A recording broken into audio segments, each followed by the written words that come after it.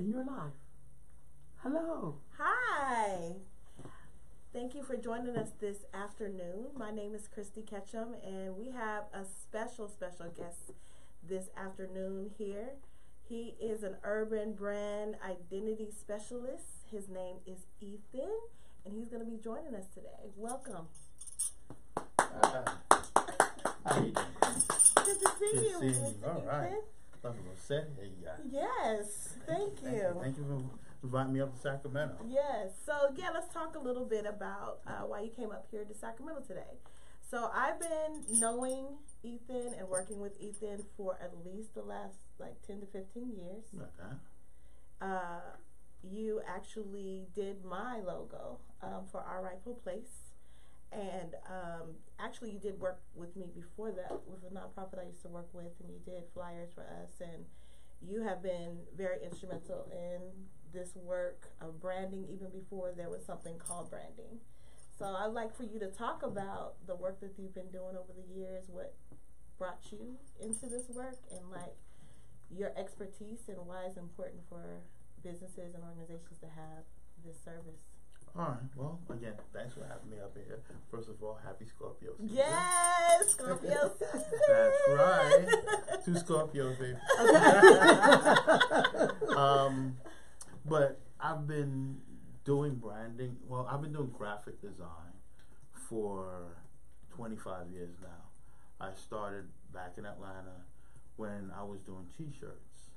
And a young man had a T-shirt press, and he said, I've got a press. If you can come up with some designs for some shirts, you could do, put them on shirts so we could sell them.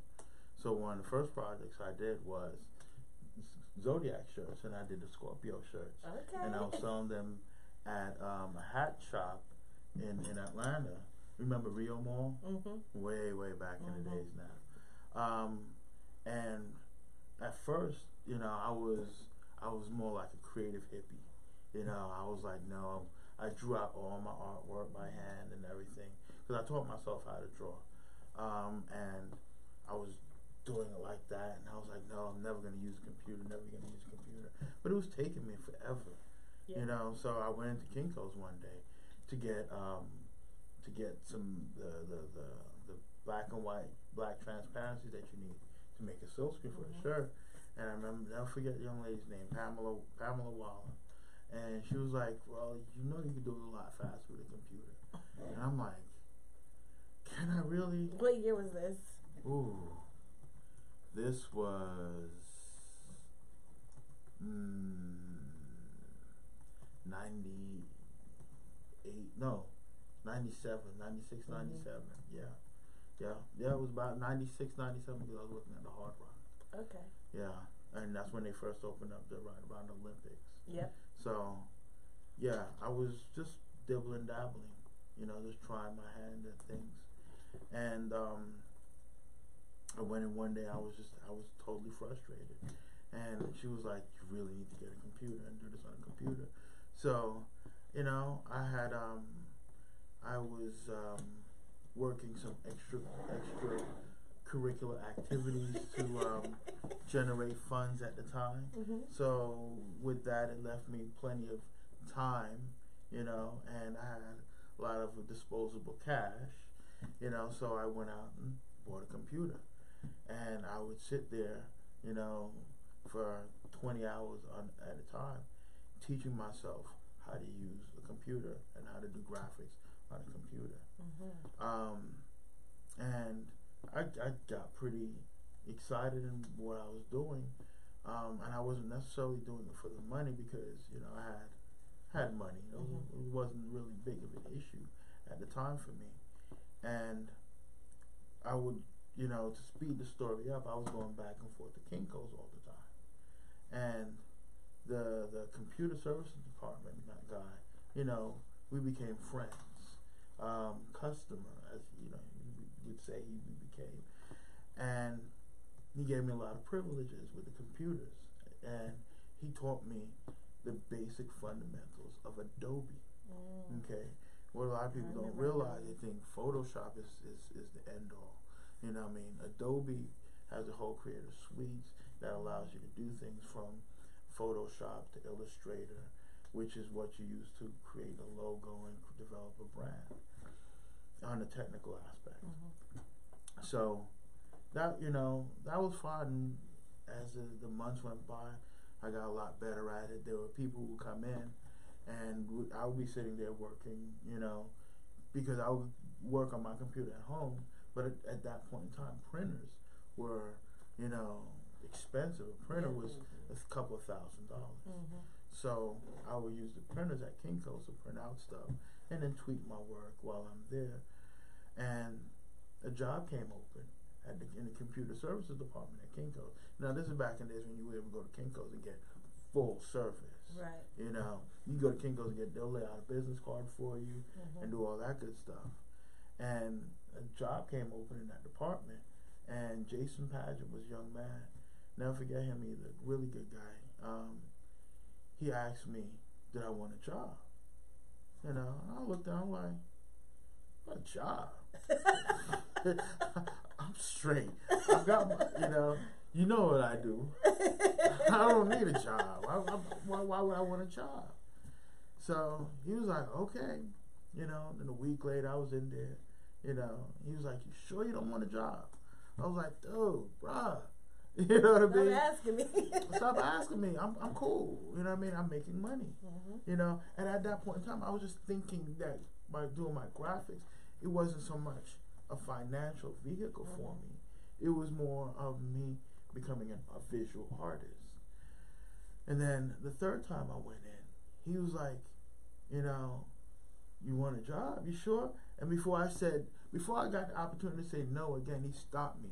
And he said, I will teach you Photoshop, and I'll really teach you Illustrator. And I was like, okay. And an offer you couldn't resist. Because to me, learning Photoshop and Illustrator proficiently was more important than a job. Right. You know what I mean? I didn't want to be there working for somebody and being a drone. I wanted to learn this particular skill, and he was willing to teach me, and I would get paid for it. And Kinko's is an in and out kind of environment, so it just made it easier for me to do what else I was doing there too. Because I was just like, instead of coming to my house, let's meet me at Kinko's, and I'll meet you downstairs in the parking lot. Yeah. I'll come back upstairs and be like, what y'all want? I was on my break. So that's awesome. So basically, this became like a passion for you. It's something that. Well, what happened was, to put end cap that part of the story, is that I was once I got the job, I was at the computer desk, and DJ Nabs, his road manager, for those who are watching who are not familiar with Atlanta, DJ Nabs is the one who actually not coined old school, but made old school going to like clubs. The whole old school night. He was one of the first DJs to do that. Club Kaya, Lord Jesus. And you know that he was one of the first people to actually do a live remote. Like he came up with that whole concept of a live remote. And he was a DJ for Criss Cross. Yep. Like he was very well known. Yeah, he was the main so deaf. Definitely. DJ. I know him from Club Kaya. Yeah, Club Kaya. Sunday nights. So and I did all the flyers for that. His road manager came in when he first got the gig when Reggie from Apache Cafe moved over and built Kaya. You know what I mean? Nabs was one of the first acts that he booked. So Elliot, his road manager, came into Kinko's on a fluke, asking me to do asking Kinko's to design a flyer for him, and I happened to be the person on the desk. Okay, and I was like, okay, cool, yeah, I can design this for you, and I designed it, using my artistic skills that I was doing before. And he was like, oh man, this is a good looking flyer. He was like, I'm gonna come back to you every week, and I'll pay you $75 to design my flyers. You know what I mean? I'm like, okay, cool. After about 2 or 3 weeks of this, he was like, I'm gonna turn you on to something. You know what I mean? And the second pivotal point that changed my career, he gave me the number to a printer out here in California who was they were one of the first print houses to actually doing gang run print flyers. So that was allowing me to get flyers, printed inexpensively and have it in Atlanta. And he told me, he's like, okay, cool, you got the flyer done. I'm gonna send it to the printer, okay? But I'm gonna turn you on. He's like, put your phone number on the bottom of the flyer. And that was it. From that point on, the rest was history.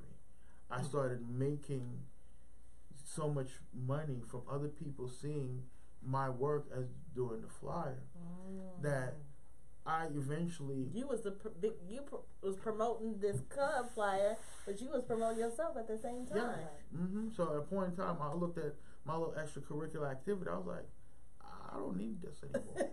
You know what I mean? Because the money that I was making legitimately from doing graphics was way more, and it was something I could go out and brag about. Right. And from that point on, and it seemed like you had a passion for that work. And I was one of the few cats that was doing it in Atlanta, because at that point in time, by this point it was 98, 99. I was putting 100,000 pieces of print material on the street every weekend. Wow. Because you get flyers printed at 5,000-10,000 batches, and I'll have 5 and 6 clients. And if it was every week. And so I literally became the flyer king. Yeah, you did. Of Atlanta. From 98 to like 2005. Yeah. Yeah, that's awesome. So you talked about like where you started and like how you got involved with it. Let's talk about like the work that you have done over the years, because you've worked with some pretty dynamic organizations and celebrities. Let's talk about maybe some of your favorite clients and work that you have done over the years. Well, everybody's my favorite client, except for the ones that tried to get over and not pay me. No, now we know about that. Yes, we know about it, dude. That's a problem. That's a problem with African American businesses in general sometimes. But the reason why I got into it, and I'll move into your question, was that I used to see the XXL magazines with particularly Master P, and he had the dogs with the jewel in the teeth and the bejeweled collars and all that, and it was just over the top. And I'm like, this is just a level of materialism and just gaudiness. That's really not us, not who we are. And then I did a little research and come to find out it was a bunch of white guys in Houston doing all his graphics. Wow. I fast forward that little aspect of my story to I went to the Miami Theater Company, and there's a director there named Giselle, and we were talking about putting a film festival together, and she asked me, about the movies that we would include and who did the movies. So it was, oh gosh, one of the examples that she gave me was The Color Purple. Like, that movie was about black women in slavery, but was written and produced by a white man. You know what I mean? Even though it was well done. You know what I mean? Imagine how much better it could have been done if Singleton or the Fuqua brothers, or one of them had produced it. So flashback to my whole Master P story, I was like, dude, how are we going to determine who we are if we're letting somebody else does it develop our imagery based on their interpretation of us? Right. So my main motto when I first got into it was that I'm getting into graphics and this level of marketing and promotion in the industry to change how we see ourselves. That's always been my big core mission throughout everything that I've been doing. So with that, I actually put a thought into my graphics, and then a lot of people in the industry, in the entertainment industry in Atlanta, would see, oh, okay, that my stuff looked different. I had a thought to it. It was consciously black without being Negro. You know what I mean? And it was a problem because you could... It's stereotypical. Right. Yeah. You could see graphics that were done and to tell automatically that it was a black designer who did it, because of certain fundamentals that they didn't have and understand. So when I started doing my graphics, by the fact that I was self-taught, I mimicked a lot. I would read Details magazine, W magazine, high-end European fashion magazines, and look at their principles of layout. Okay, because visual communication is visual communication, no matter who you're communicating it to. There's certain fundamentals about structure, layout, and visual design that go beyond gender and ethnicity. So a lot of the cats in Atlanta would start, because they're artists, they've traveled, you know what I mean, they've seen what good graphics look like, and they started calling me up. You know, my first big check was from Andre Benjamin for one of his first logos. Andre 3000. Yeah. You know, Wow. I did a logo for Big Boy. I did 2 logos for Big Boy. I did his Big Boy logo, and I got a call from his manager to do his Purple Ribbon record label logo. Oh, So, wow. you know, and then what started happening is that not so much the artists started calling me up, but their management started calling me up, because they want one of the things that everybody always said, oh yeah, Ethan's work is clean. It's clean. Because I kept a certain design fundamental about it. So then from that, I picked up Justin's restaurant. You know, Ina. They were open 6 months. Luana Kelly, Diddy's cousin, was the marketing manager. And I went to, I was doing Club Phenomenon, you know, when they were downtown. And white guy, is one of my few white clients back in the day, you know, because he saw what I was doing and how I was designing it, and called me to do the flyers for the Black Knights. And he took me to... For the Black Knights. Yeah. Yes. Because the White Knights had a white designer who had a certain fundamental for those White Knights, and they weren't. But he took me to a trade show for event planners. You know, there I met Luana Kelly, Diddy's cousin, who was the marketing director for Justin's. And she asked me, they had only been open 6 months. And she asked me, because they're a business, right? And that's where I started to get a lot of the celebrity businesses, because they saw there was a fundamental look about my work, that it didn't look like a black designer. I'm telling you, Chris, it was not until 2005, I'm telling you, as a core fact, it was in 2005 that people started realizing I was black. I was in the industry for 6 years, and people thought I was white because of how I designed.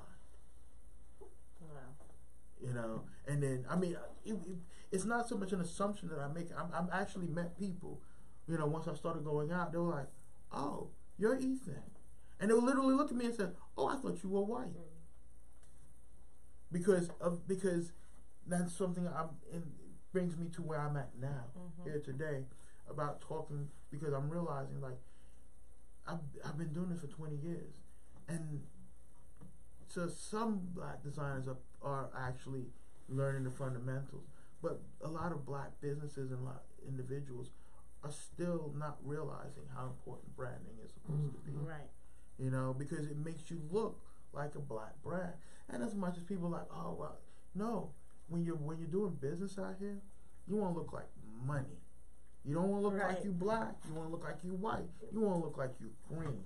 Then I can come and spend my money with you. And a winning. So back to the whole my clients and the people I work with. I work with everybody in Atlanta, in the Atlanta entertainment industry. Too Short was my first album cover that I did. Wow. Yeah, when he went in the independent, Bad Ways was his album cover that I did. I used to hang out at his studio all the time. And I do a whole lot of work for him. Slink Capone, who is now, if y'all watch Comedy Central, is Black Jesus. Yes. Black Jesus. Yeah, Black Jesus. I love that show. We have me dying. Yeah, he is funny. He is really funny. Yeah, and I would never have thought back then when I was working with him that he would do that, but That's you know, and he wasn't funny. I'm telling you, back when he was in the studio, he would have jokes, but you wouldn't think he would be a comedian. Right. But now, I mean, he's a full-blown comedian, funny as all get out, you know. And I love him to this day. I can still call him up, and you know, I'm honored he still takes my calls. Yeah. You know what I mean? Shout out to Black Jesus. I'm gonna send you the links. Right. You know what I mean? So yeah, but again, I've started being passed around to the different managers. You know, come do this for me, do that for me. Through Big Boy, I met his manager, became really close friends with me, to Fani Watson. I consider her a big sister, but she has plugged me in to so many different opportunities in the industry, to where I'm now working with Terry Vaughn, who she manages, her foundation out here in San Francisco. I knew who she was. I knew about her foundation, you know, and I would do other small projects for her film work. But I was like, dude, let me do your foundation. Let me do your foundation. And it was not until she got her funding and the grant from Kaiser Permanente. And she was like, okay, I've got the money now. And she puts me on retainer. And she gives me absolute creative control. And if you go to my website, there's a link. I got you already on there. To all the stuff that you'll see, the Take Wings Foundation. Everything there, everything, you know, is full 100% creative control. She says, this is the event, this is the function. I'll come up with a name for the function, do the whole graphics, everything. And what I tell people, that's the secret to me. You give me creative control, I'm designing for me now. And I am the worst, absolute worst critic. Because I'm hard on myself. It's not going to go out there if it doesn't look right. Right. So, you know, we met Tafani, met Terry. Terry introduced me to other individuals. Now I do the Bronze Lens Film Festival. I've been doing it for 6 years. They came to me. They wanted to rebrand it, a whole new, fresh look. Did that. With Justin's, I did Justin's for 6 years. I met Diddy a bunch of times. Did all the Super Bowl stuff for him. Then I started picking up all the clubs in Atlanta.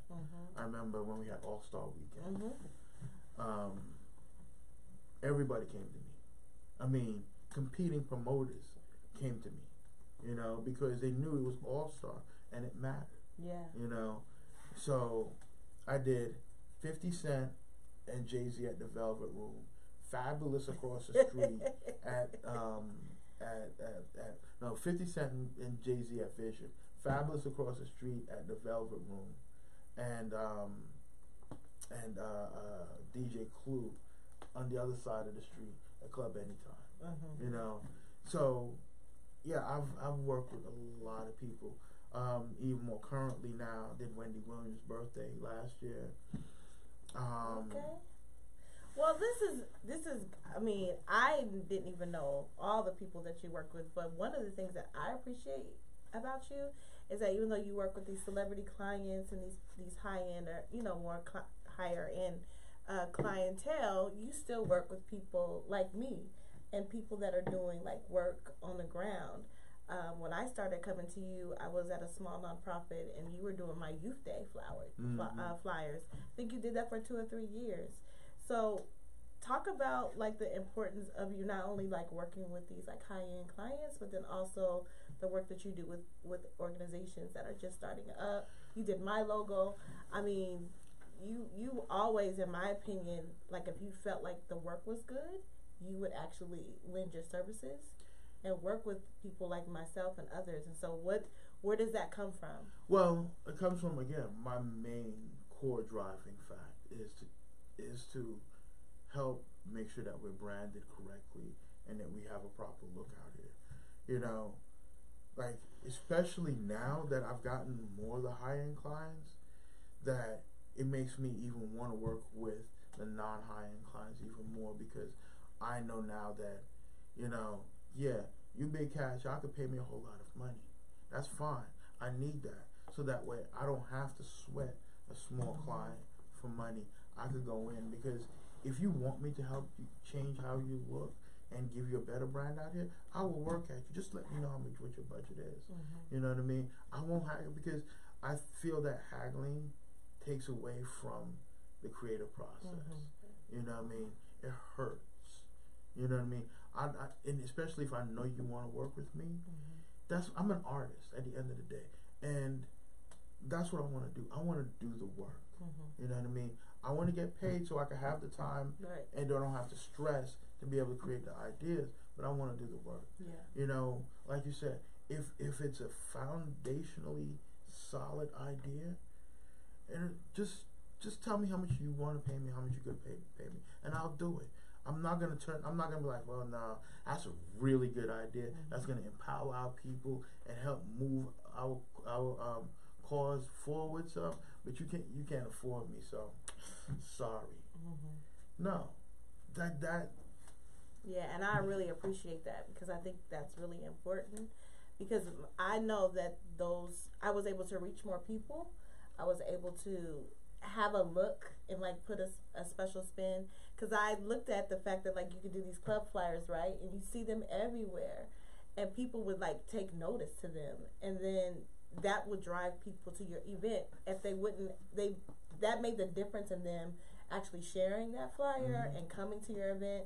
And I think I'll just really be honest, like once we started doing that, we actually got more people to come to our events, because you know we were able to distribute them, but then people also were excited to see what we had to offer, and I think it makes a huge difference. And I don't think as many of us we don't put enough energy and money as well into making sure that aesthetically we're looking like what our work is about. Right. A lot of African American businesses and entrepreneurs and nonprofits and foundations take that aspect for granted. I agree. You know, they don't realize how important it is to sell the idea, to engage people with expectation, you know, with the proper expectation. And that's what I come in and do. You know, what people are going to experience at the event when they come through, whether they're going to get Veuve Clicquot or they're going to get Frejeunet, that's up to you, okay? But I will give them an emotion, an idea, you know, through the visuals, that this is something that they need to attend or want to pay interest in. Right. You know what I mean? Or have a curiosity about. You know, that's what I do. A lot of the nonprofits and organizations that I work with say the same thing, that, you know, I would actually do the metrics and be like, okay, so what's your numbers today? All right, cool. Let me get at it. And let's 6 months. And you know, you got it on tape.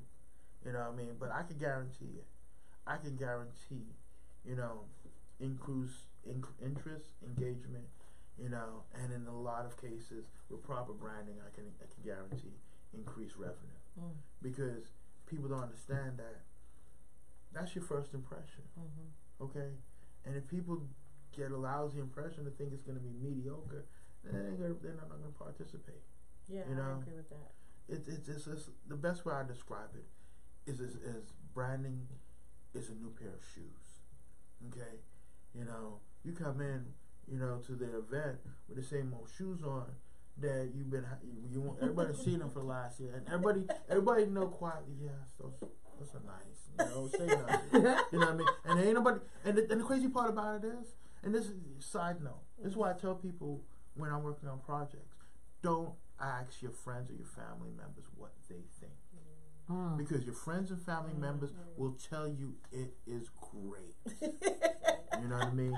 Because they're just happy to see that you're trying to do something. You know what I mean? You know, a few might give you some criticism and tell you, well, you need to do this and you need to do that. But even still, what happens with that is, if you're not a secure person, you'll take, because it's your friends and family, you'll take that, oh, you hate it.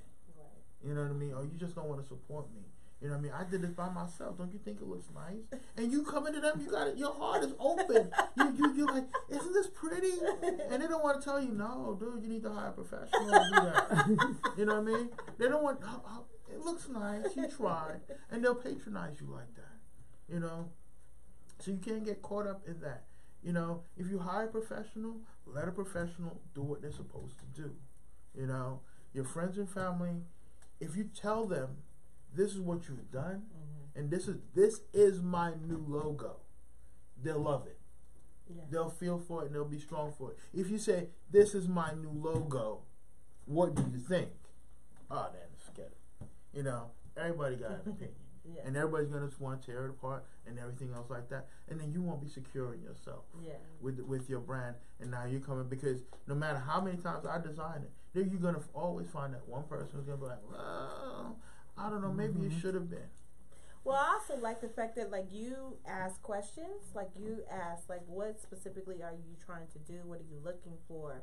And then you do take creative control, and then you kind of put it together.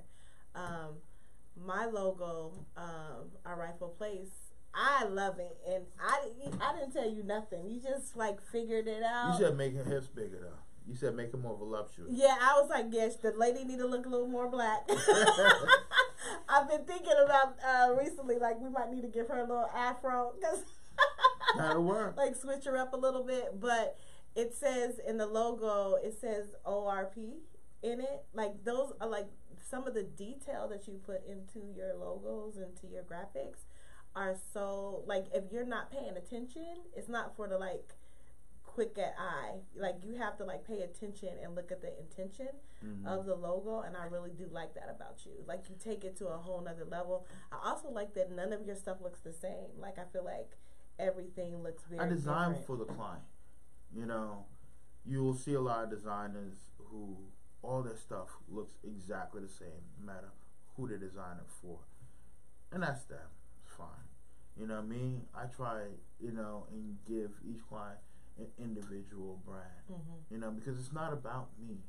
And it's quite frankly, it's not about you, the client, either.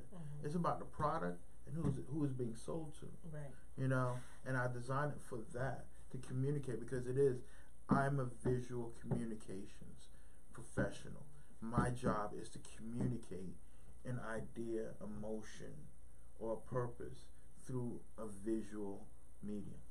Hands down, that's it. Yeah. You know, so when it comes to giving it something unique, you know, part of creating a logo is it has to be unique. It has to be different. You know, one of the things I always tell people, you can't brand basic. You know what I mean? There's nothing brandable about basic. So even in the most simplest design, you still have to give the eye something. It has to make it different. You know, so I try and incorporate that in every logo, where it's different. It's a unique piece of artwork. That's what a logo is. You know, you can have a flyer, and I've used the same flyer, you know, 10 years later for another completely different event, because it still works. But I can't do that with a logo, because that is specifically for that business, and it communicates that business's thought and idea. Right. So, right. Yeah. So you've done the gamut of it, right? So you've done flyers, you've done album covers, you've been branding, like, for organizations and being like the creative director of those things. You've worked with high-end. Talk about some of the, like, businesses that you work with, because I know that you've worked with. I've worked with pretty much every. Like Mercedes. I've seen you work with Mercedes. I work with. Go ahead. I don't know all their names. Like, you know. No, I mean, I work with, as far as a corporate company. Yes, corporate companies. I work with Mercedes. I work with Coca-Cola. I've done work for Audi. You name it. You know, I've pretty much worked with a little bit of with most, from universities to Georgia State to libraries, museums, film festivals. Film festivals. Oh, jeez. You know, even to. I mean, there was this weekend where I actually did a branding for a church and a strip club in the same weekend. Like, both projects were on my deck and and it was a clean, hard concrete line between the two. Like I didn't blur one or I didn't feel because how do you separate that? I mean, I know you're an artist, and so you definitely can think, differently about different projects, but how is the separation of like creating stuff for different entities? Like, how do you do that? I don't know. That part that's a spiritual gifty part of things, man. Because that's that God-given stuff, huh? Yeah, you gotta ask him about that. But it's mainly that I look at each project individually. Mm-hmm. I look at each client as an individual, specific, encapsulated thing. Like I could stop, and to me, it's even more creatively fulfilling to do that. It's like going to two parties at the same time. It's like, okay, you've got a party, at the bar downstairs, and then around back, your friends having a cookout, and you go to both parties, and you're like, hey, all right, cool, yeah, I'll be right back. You know what I mean? And you finish up one party, you're like, all right, cool, yeah, I'm done here. And you go party. But it's something different at each. Yeah, I like the challenge. I like the hardcore challenge of it all, because I'm a problem solver, creative problem solver. So if there's a challenge, whether it's creative, I love it. Yeah. You know what I mean? And then to me, being able to work on two diametrically opposed type clients at the same time, that's a beautiful challenge. Yeah. When somebody says, "Oh, that can't be done," you know what I mean? Oh, that's a challenge. Now, if it's stupid, I'm gonna tell you, "No, you're right. That can't be done. I ain't gonna do it." Let's talk. Well, one of the things we do, we're going to talk about some of the things that you do with your workshops and some of the things that you do around the country to help different organizations, which is what you were here for this today, is to actually talk to people that want to talk about their brand and look at some of their materials and talk about like what they can do to improve. But before we get into that, I really want to talk to you about like what is frustrating in this time right now, where everybody's a graphic designer, everybody has creative, this creativity. There's not a lot of like studying of techniques and like what has came before and all of those different things. It's kind of like everybody's doing the trend. Talk about like some of the things that you've noticed in the industry as you've been in it for these years, and what are some of the most frustrating parts of like? One of the most frustrating parts about it is, like you said, everybody thinks they're a graphic designer. Everybody feels the fact that you have Photoshop or you have Illustrator, you have a Mac computer, you have a computer, and you've got Canva or whatever. Yeah, you think you could do graphics, you know what I mean? And mechanically, technically speaking, that's graphics. Okay, is it creative? It's just that's subjective, because some people might think it's creative, some people might not. It's when you move it into a professional realm, that's when it's an issue. Okay, if you're doing greeting cards for your daughter's birthday party, that's fine. That's who you want to be. But if you're doing it where you're helping somebody make money from your creative services, you need to be a professional, because that person's counting on you to make money. They're giving you money, whether it's $50 for a logo or $5,000 for a logo. Okay, they're giving you money to perform a service that will make them money, because that's the only reason why people do it. Okay, right. Is that you're not here to ask me about stuff because you want to hear me talk. You want a brand that you could put out there to help you make money. Okay, and increase awareness. Increase and make awareness. People interested in what you have to offer. Yes. Yeah. So if you're going to do that, then then be a professional about it. Hire a professional.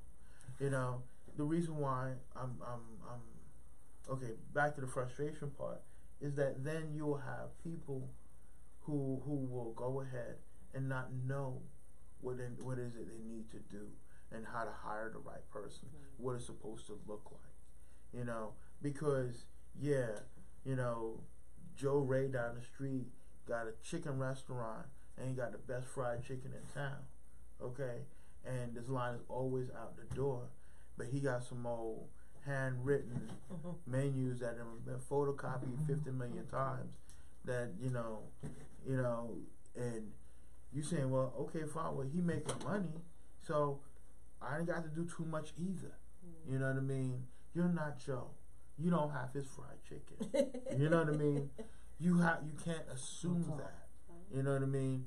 You have to come out with a quality product so that people will come and think that you're a professional. At the bottom line, that's what it's about. So when you go out here and hire these non-professionals to do work to make you look like a professional, you just look like a non-professional. You know what I mean? And people gauge that too. Yes. People, what you pay for is what you get, right? Yes. The branding, like, can you talk about like why branding is important? Because one of the things that I know for a fact is that I know organizations and people that are doing really, really good work, but nobody knows about it, nobody hears about it. But then you have those that, and particularly like on social media, you have those organizations that have an awesome logo, they have all of the, you know, the marketing tools, and they're not doing as good work. And so can you talk about the importance of branding, and then also just the difference between like being able to work with those organizations or those people to make sure that their work is being given the same type of attention? It really frustrates me to no end. I'm like, they ain't doing nothing, but that logo is cute. But you know, like, so why is branding important? Why should we take that more seriously? And how does it actually promote the work that we're let's doing? Let's do some quick definitions here. Okay. Branding, you have branding, you have visual communication, you have brand identity, you have, you know, marketing and advertising. Okay. Everybody falls into branding. Branding, okay, and to be branded is not a physical act. It's a creating of emotion. Branding is what people say about you when you're not in the room. That's what being branded is about. Period. Okay? My job is to develop or to control and to maneuver that story that people say about you, to give that perception, so that way when they actually encounter your product, it matches up. It looks like what they expect it to do. Now, visual communication is what I do. Okay? Branding is the overall course of the consulting that comes afterwards. Okay? So I'll design your logo, business cards, website, you know, trade show banners, all the visual aesthetics that you need. Give it one continuity and design, so they all can sit in the room and all look together, all type everything. That is not your brand. That is your visual identity. Okay? People need to get that clear. Your brand is now, once you've taken that visual identity and put it out in the market behind your services and your product. Branding is what happens 6 months down the road. When people have seen your promotional flyer, people have seen your logo and can relate to what it is. Okay? People could say, oh, this is Chrissy's logo. Yeah, I know what she does. Okay? Yeah, oh, that logo right there, that belongs to Christy. Her organization does X, Y, Z. You know what I mean? They're great with this. You know what I mean? I follow them and I believe in them and I want to take more part of it. That emotional act of putting it together is what it means to be branded. So people come out here and scream, oh, I'm protecting my brand. No, you're protecting your reputation. Okay? Your brand is that look and how it works together with your reputation. So you're going out here, you know, because like you said, people scream all day long, oh, my brand, my brand, my brand. What is your brand? Okay, your brand is how people think about you. You know what I mean? Is how people attach it all together. Now, you could be a cool cat, okay, and have a good reputation, but that is a brand. Yes, you might not have a logo, website, or nothing like that, but in the small sense of the word, that is a brand. Now, when you build up a brand identity, is when you come to me and put a look behind that, so that people could relate to that. Not so much relate, but use that look as a pinpoint. You know, and says, okay, yeah, that's such and such. And you take it back to the basic core etymology of the word, to brand. You know what I mean? Which means to mark. Okay? Where, you know, you would brand your slave. You would brand your cattle. Okay? So that way, when that cattle come up on Mr. Pete's yard, okay, he doesn't have to figure out whose cattle that is. It's got your mark on it. Or you can't just take that cattle. Right. It's like, no, that's not yours. Exactly. So it lets people know who that belongs to. So now you flip it in reverse, so that when people see your logo, your visual identity out there, they know who it belongs to. They know the service that goes with it, and they know the reputation and expectation that they will get when they engage with that product or service. That is your brand. Got it. That makes sense. That was very good. You broke that down, Ethan. I mean, it's frustrating because I explain people. You hear it all the time, like you said, on social media. Now, in the inverse, you could have a good visual identity out there.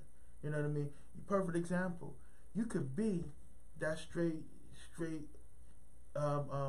D-Lo from one of them Ice Cube movies, Friday.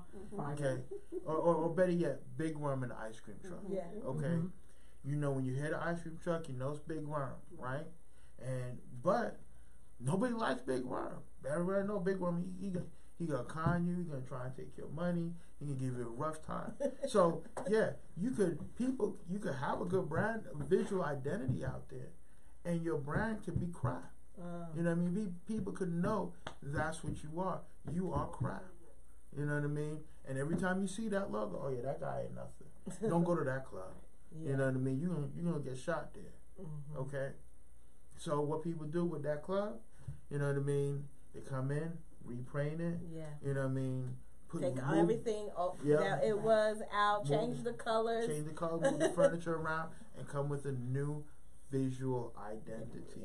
So that when people see it, they're like, oh, that's a different club. This should be a different experience. Okay? I will go in here and try and align my old experience with my new experience so that I can smell the old experience, because this is something new that you're saying. Same building, same address, but hey, I'm coming in, oh, look different. Yeah. Oh, feels different. Feels different. So you will think differently. Okay? And that's what rebranding and developing an identity is for, so you can move from where you were before to where you want to be. Got it. Question from the audience. Yes. What do you do when you're working with somebody and you absolutely cannot stand them and you have to create something for them? A design? You have to be close to them to even get the idea. We'd be like, oh, God. Yeah, do you have to like them? Do you have to agree with them? Or do you think about that dollar bill and be like, well, let me just get through this and get this money? No. Okay. because at the core in your heart, you have to believe in the product. If you don't believe in the individual and the product, it's gonna come out crap. Well, and that's your brand, right? Yeah. Like if you're working with those type of folks, that'll take away from your brand. Well, not really though. Not you would think. You know what I mean? Like people would think, particular promoters, he's an idiot. He's a total, loser, whatever. And you come to me and try and get something done, and I might not like him, okay? But I also have to take into consideration, my own personal ego, that he still asks me, even though I know I don't like him, he still asks me to do this, okay? So I still have to go ahead and do my best. If it's a situation where I'm trying to tell him something, he ain't listening. You know what I mean? He wants this. He wants, you know, I need my logo to be a girl shaking her butt, bent over. You know what I mean? Hugging the pole. Okay, but it's a fried chicken joint. You know what I mean? It's called pole wing. Whole You know what I mean? Y'all laugh. Y'all laugh. Somebody probably really came up with that though. Okay, I've gotten crazy mess like that. You know, Believe it. but you as a professional, okay. See, that's the difference. Okay, you know, an amateur or somebody, you know, they will break down and be like, oh, I can't do it. I don't like you. Whatever. A professional will see it as a challenge and be able to do it. Okay, those projects like that you have to do because it proves you who you are because you could work through this. Okay, and I can make it happen for you. And usually at the end of the day, it's about, okay, cool. You want to be an idiot about it, or fine, be an idiot about it. When I finish the slogan, put it in front of you, and you're like, oh man, that's good. Yeah, you damn right it is, because you a fool. So, are there instances where you feel like it could take away from the reputation that you built over the years, or do you definitely see it? You're like, I'm a professional. I'm gonna bring my aesthetic to it, and it's not gonna make a difference. No, yeah, I don't worry about not so much my reputation because if I do it, I'm gonna do it to the best that I can. Mm-hmm. Period. Point blank. You know what I mean? If you don't like it, that's fine. You know what I mean? You're done. But you know, yeah, I will do it to my best. And I'll have clients to be like, well, this is really what I want to see. And then again, back to the challenge aspect of it.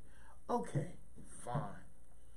I did this for you. Like, perfect example. I did a currency, a young lady and her daughter. They're doing Bitcoin trading. Okay? And they wanted a name. They came to me, they wanted everything. They had no name, nothing. You know what I mean? But they wanted a name for their Bitcoin trading company. Okay? And I was like, okay, name, logo, the whole thing. And I tell people this all day long. Okay? Now, for y'all listening out there, for the listening audience, let me impart this on you. If you're coming up with a name for your company, you're African American, and you don't know what kind of figure out a name, always go to the Swahili translation dictionary. Do your best. If you can't come up with an American name for it, do your best. Preserve our history and figure out a Swahili word for your company. Right. Every time anybody comes to me and asks me to come up with a name for their company, because 99.999% of my clients are African American, I always try and find a Swahili name for it. And then you can tell me, no, I don't like that or whatever. But my first name that you asked me to come up with is going to be a Swahili translation for it. Period, point blank. You know what I mean? So I found the Swahili phrase or word for mother-daughter, Mama na Binti. Okay? And I was like, okay, that's kind of long. You know what I mean? So I shortened it to Ma Binti. You know what I mean? Which, you know, mother-daughter. Nice name, float off the tongue. You know what I mean? And the lady's, she's a personal coach. She does a lot of speaking engagements. You know, and I knew that. So I wanted to give her something that people would ask her about so she could impart a story about it. Because there's So it has some meaning. Right. There's plenty of people who do Bitcoin trading and stuff like that. But if you're talking about it like, my company is my daughter and I. You know what I mean? And we got our name in Swahili. It means mother and daughter. You know what I mean? You will encourage and empower somebody else in that audience to be like, let me find a Swahili word for my company too. Okay? Came up with the logo. The mother loved it. You know what I mean? She loved my Binti.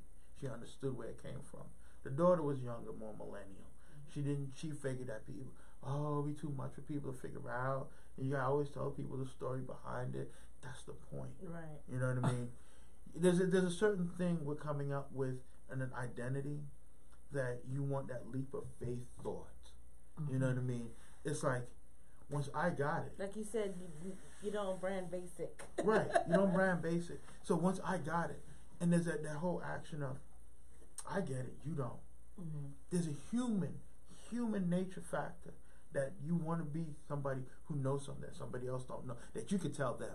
Be like, okay, let me tell you. Oh, you don't see it? Oh, I see it here. Look, see? Mm-hmm. See, now you see it. Oh, okay. Like I feel like I turned you on to something. Yeah, I educated you. Right. People love that. You know what I mean? Still didn't get past her. The client's name was Charmin Moore. Okay, CHRMIN. Okay.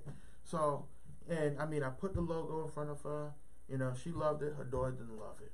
Okay. She was like, we got to come up with something else. Okay. I was hurt. I was like, but it's African. You don't see the vision. Right on. You know what I mean? No. But I did not take that deeply, personally. You know what I mean? It personally hurt me as an individual. It was a disappointment. Right. Yeah. You know what I mean? But as a professional, it led me on to a further challenge. Mm-hmm. So her name is Charmin. You know, I had to rethink that into a digital space. You know, you've got coin, you've got another, I had to come up with another thing for coin. And I looked at her name, and I'm like, well, what if I take that off and call the company Charm? You know what I mean? Because you have charm bracelets. A charm is a trinket of value. You know what I mean? Which is a Bitcoin, which is what they're trading. So I worked it all the way back around again, and I gave it to them as Charm. You know, loved it. You know, it worked for her daughter. The mother understood it, that, okay, yes, this still had her name in it, but it didn't say, you know, it wasn't corny, but it was still something that could be used in a digital space. So, yeah, there are times when I want it to be a certain way, but as a professional, it is your obligation and your duty to do it the best it can be done. Yeah. You know, and work with the client to make sure that they're satisfied at the end of the day. Because still at the end of the day, they hired you. You know what I mean? You still have to do what they're paying you to do. Right. But in what they have to understand is that is your job to think about it. Okay? So if they tell me, no, I don't like my binti, but I want you to come up with something else, you know, I have to come up with something else. Yeah. You know? So, yeah. So you travel around the country and you work with different organizations and folks that really would utilize your services. So can you talk about the services, and if someone were to come to a workshop with you or training with you, what they would get and why it's important? Okay. Now, as I've been going on, you know, and dealing with more African American businesses, as I met my companion, Elena, and I've been traveling around with her to different museums and African American establishments, and I've seen the need for branding in the civic and in the philanthropic community. But what I've come to realize is that a lot of people don't understand why. You know what I mean? They have a minor budget and they'll spend it. They won't really think about it because, oh, it's not really that important or anything.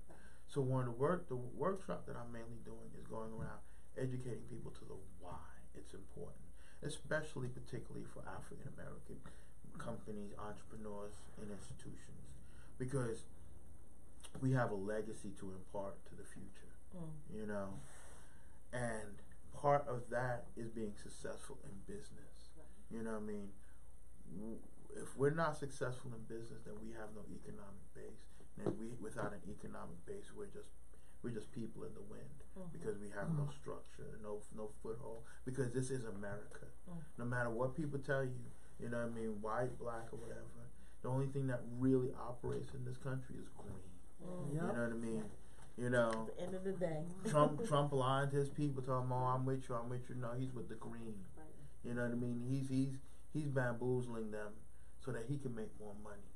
Okay, he might be a racist, but he will mess with a black person who got money. Right. You know what I mean?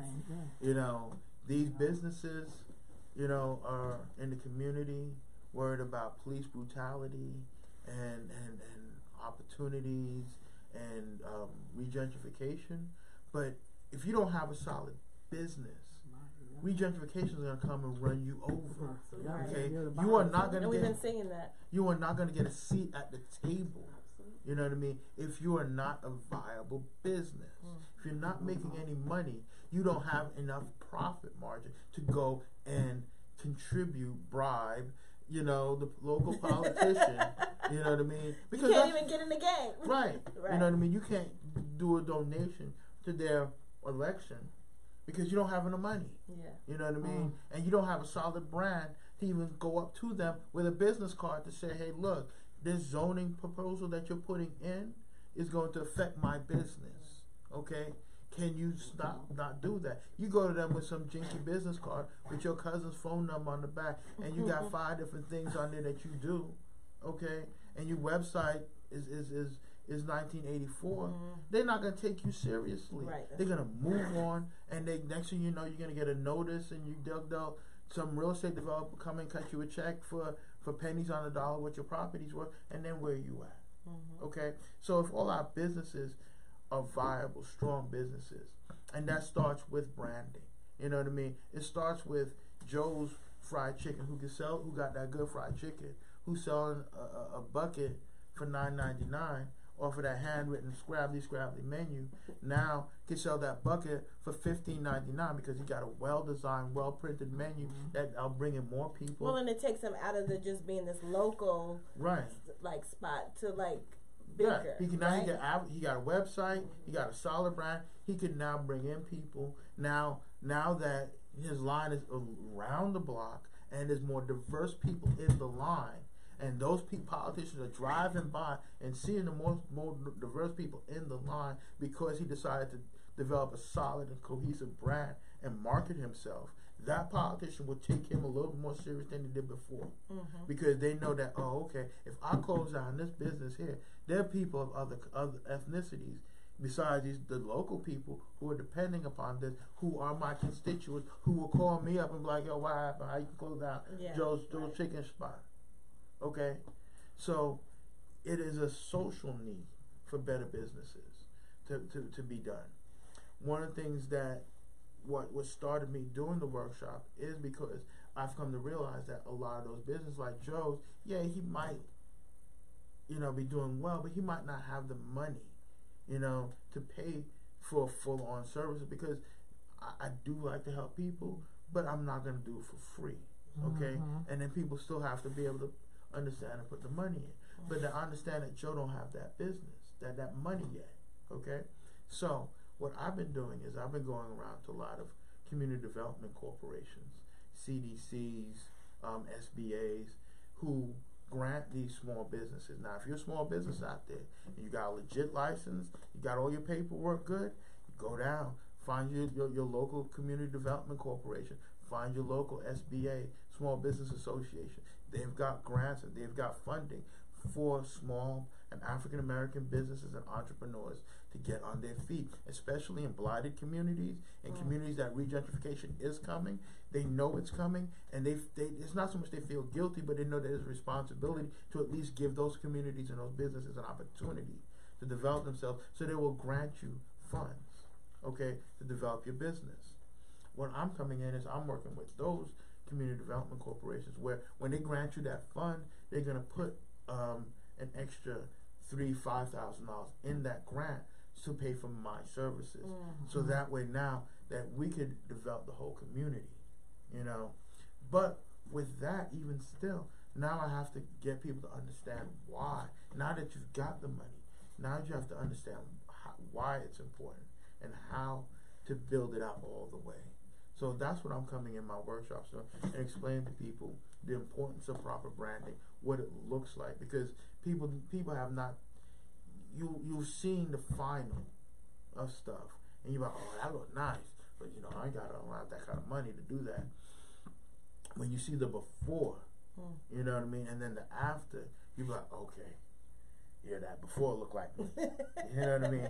And dang, that after, I want that after. You know? So it pushes them forward. So now that they've got the grant money, now when I'm coming in explaining to them what is that, how they need to develop their business, they understand.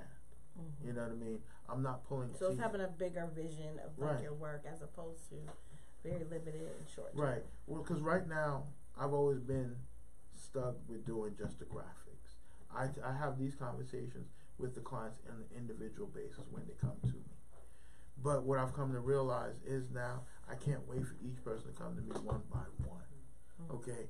There's a strong need now with the way things are going in the world, the way things are going in this America, that we as African Americans, we need to focus in on our business. Because we could fix our culture, we could talk about this, we could talk about that, but if we're not solid business people doing solid business, we're not going to get anywhere.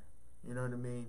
That business collective community where you got your business, your hair salon look good. Okay, you've got that brand in there. So the restaurant next door to you is going to want to get their stuff done. So now you got the whole block looking solid. People are coming through the neighborhood feeling safe, feeling like they're going to get good business done. So now there is no regentrification that's needed. You done regentrified yourself. Right on. You know what I mean? You done redeveloped your business.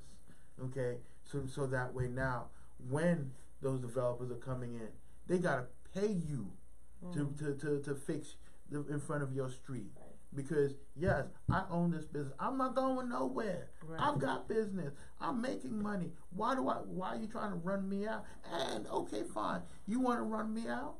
You know what I mean? Pay me. With that basic old brand that you had, that chicken fried Kinko's menu, he gonna give you $250,000 to move on the other side of the valley. Okay, now with a solid brand, you gonna tell that man you want a meal too. Right. And he cannot say nothing to you because you look like you deserve a meal too. Right. You know, as opposed to look like you deserve a quarter meal and we're gonna give you 30 days. You know, so it's all about developing who we are so that we can stand better, you know, in the community. Right. Well, thank you so very much. This has been an awesome afternoon. Thank you. I know appreciate that you were able to talk to some folks individually, and they talked about having a really good experience with you. And I would love to bring you back another time and More work than happy to together. come. So all those people out there who ain't come, y'all missed out. Y'all really missed out. But if you would like to reach out to Mr. Ethan, then we have the information on the website. But go ahead and leave your information as well. Yep. Anybody, you can follow me on social media at Ethan Payne Creative or at Ethan Payne. That's my personal page. Ethan Payne. Now, Ethan is an ITHANPAYNE. That's all you need. You plug me in on social media. Say hello. I'm an Instagram junkie. You know. Yeah. And a jet setter. And yeah. I mean, if you want me to, if you want me to come to your city and talk to your group, you know, reach out.